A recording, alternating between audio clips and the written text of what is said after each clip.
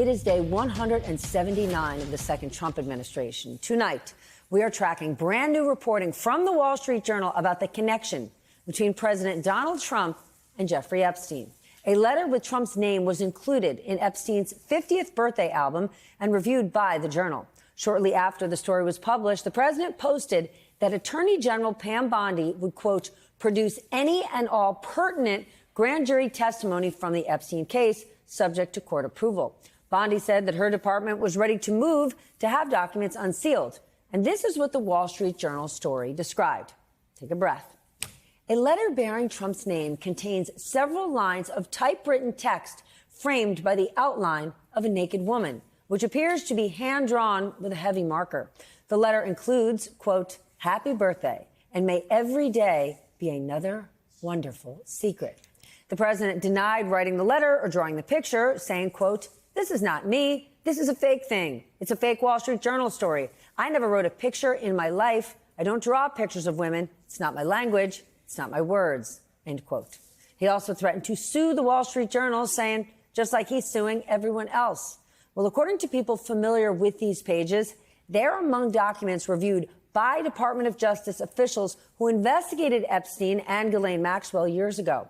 It is unclear whether these documents are part of the Trump administration's recent review. The Wall Street Journal noted that the Justice Department did not respond to a request for comment. The FBI has declined to comment, and NBC News has not independently verified these documents. But boy, are we here to discuss them tonight. So let's get smarter with the help of our leadoff panel. Peter Baker is here, Chief White House Correspondent for The New York Times.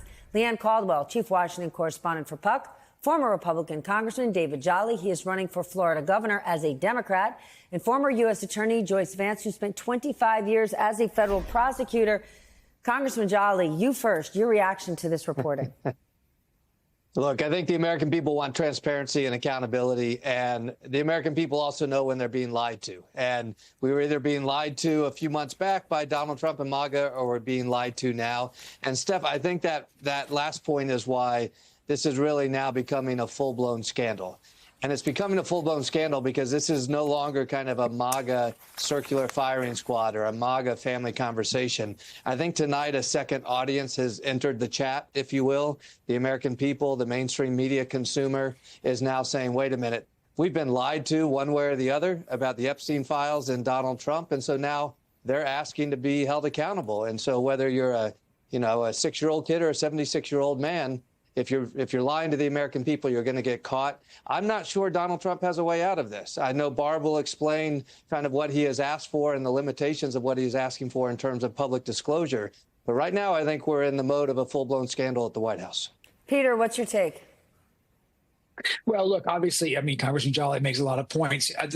What's really fascinating here, of course, is that this is a creation of his own, responsibility. This is a president who played with fire and is now being burned by it. He loves conspiracy theories. He encouraged conspiracy theories. He played, with the QAnon world, with the Epstein suspicious world, and now suddenly they're biting him. Now, this letter from the Wall Street Journal, published, is fascinating in a lot of ways. It doesn't really tell us that much new. We already knew that Trump had a kind of crude side. We already knew that he was friends with Jeffrey Epstein. It doesn't really answer a lot of the questions that a lot of people out there are asking about, but it continues the scandal, as Congressman Jolly put it. It continues the issue in a way he has tried to shut down. He wants to move on from this. He's looking for ways to distract attention from this. But this has been one of the few stories that has really kind of had legs in the 6 months of his second term.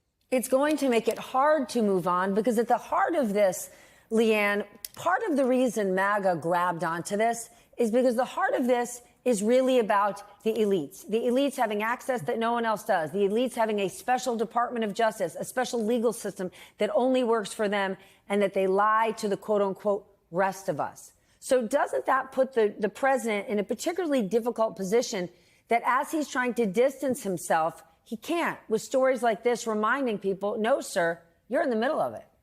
Yeah, absolutely, Steph. This is about people who are anti-establishment more than any sort of political party. These are people who think that the government and institutions have lied to them over and over again.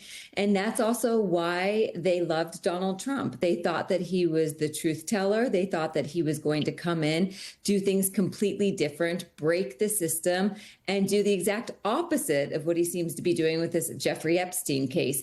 And that is why it's so visceral for so many Trump supporters, is the fact that they now see Trump doing the exact same thing that they saw previous administrations or previous government officials doing, especially when it comes to Jeffrey Epstein. And so this is a deep, long-running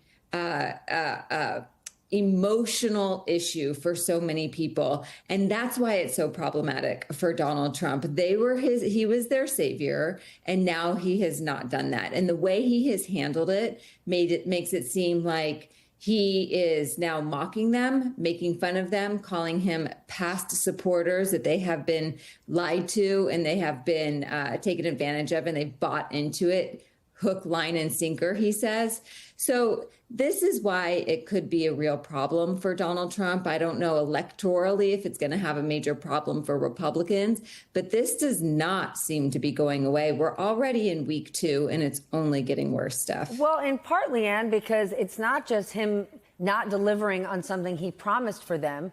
They have the belief that he's not delivering because he's protecting himself. Joyce, let's get legal here, because the Attorney General says they are ready to ask the court to unseal grand jury transcripts. Explain this to us, because when Trump says produce any and all pertinent grand jury testimony, the word pertinent sticks out to me.